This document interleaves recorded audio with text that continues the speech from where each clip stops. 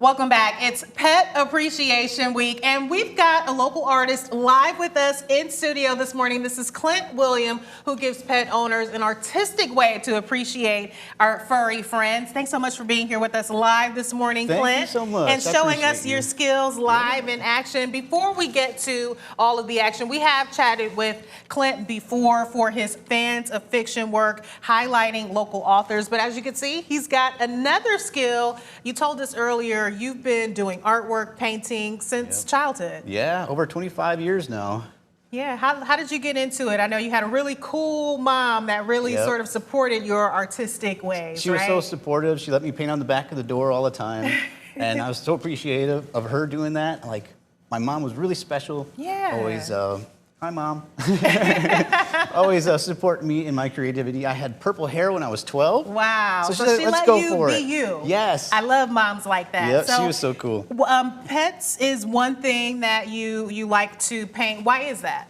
I've just always been passionate about animals in general, and I think that, they're like family members more so than just an animal hanging out in your house. Oh yeah, we love our pets. I can say the same. We do have some images of some of Clint's other work showing us some of the pets that he's done before. So Clint, kind of tell me about your process here before we get to what you're working on this morning. Some of the interesting things I like to do is I'll start off with it upside down. Oh. So that way you're not really looking at it like, oh, this is an animal, I have to make it look like the animal. You're just matching shapes and tones. And then as you get further along, you flip it around to make sure you get those tweaks just right. All right, and so you are working on a piece for us live this morning. Yeah. You did already get started. Tell us where you're working on. Yeah, I'm doing a little Charlie here.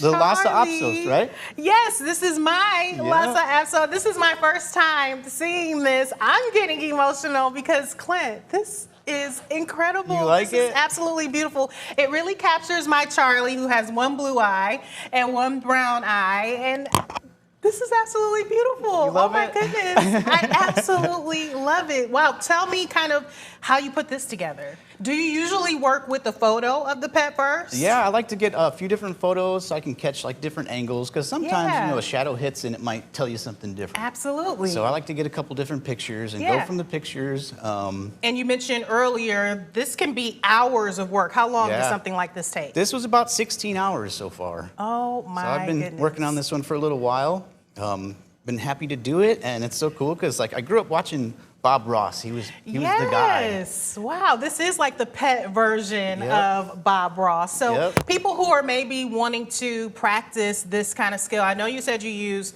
acrylic paint. Yep, it's all acrylic paint. How would someone be able to get into doing something like this? I mean, you're going into just the smallest details even of each strand of fur. Yeah. Usually you start off, do your background first, and then you do a little pencil drawing to kind of get everything in the right spot. Make sure so you don't want to have to reverse.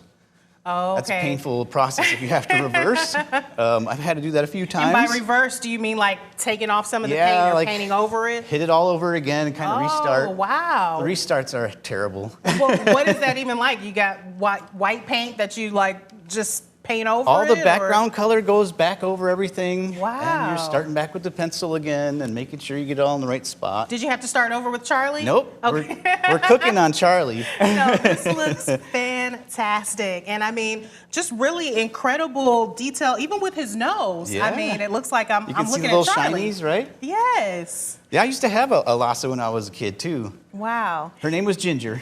I like that name too. So you're needing to put on the finishing touches. What is still left to be done of this piece? I'm doing some fine little details and just making sure all the little hairs really stick out where they need to. Have a couple little strands. We're going to put a little glisten in the eyeball, and hopefully you can help me get that eyeball to shine like this one. Oh, okay. So I'm going to get in on this too. Yeah, I'd like you to do a couple little shinies in that eyeball. I've got the little gray spots right there. You'll just put white right on top of the gray spots. Okay, I'm excited to try that. Talk about some of the reaction that you've gotten from other pet owners. I mean, I said myself, I was getting emotional seeing my Charlie. Yep. I imagine this is something so special. We do love our pets like we do other family members. Sometimes more than family members. Yeah, that's true.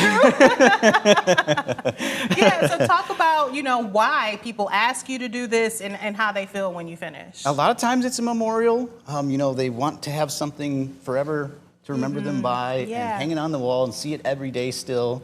And it's a little bit more special than just a picture sometimes, I think. Yeah, I know you feel what you the mean. energy in it. Even And though this is very real life, it seems Yeah. very realistic. And I think there is something special about that. It's not Mm-hmm. just a quick picture that you've captured, but knowing that you put 16 hours Yeah. of work into this. you can feel the love in every painting, I think. Yeah. Are there other things that you enjoy painting as well besides pets? Yeah, I do humans, people portraits. I can Okay. do landscapes. I do book covers. I do character art for books and Very such. cool. Well, you mentioned your website where people can reach out to you to see your work or maybe get a portrait themselves. What's that website? ClintCreates.com. ClintCreates.com. All right, Yep. well, let me get in on this action and see. All I right. don't consider myself very talented in Let's this see way. what you got. But let's see what I can do. Get you cleaned up here. Get white on that thing. So I'm working on the eye Yep. specifically. Okay, that should be enough. Okay, I'm going to And just step go in over there. here so people can see. And do a little dot. So where exactly should I? Any of those little gray Oh, dots. I see, like this one. Okay. Yep. Oh, Beautiful. Look at that. You're a pro. I was worried I would mess it up. You're a pro. That's awesome. This is so fantastic, Clint. I cannot thank you enough for being here with us live this morning and sharing this amazing work that you've done.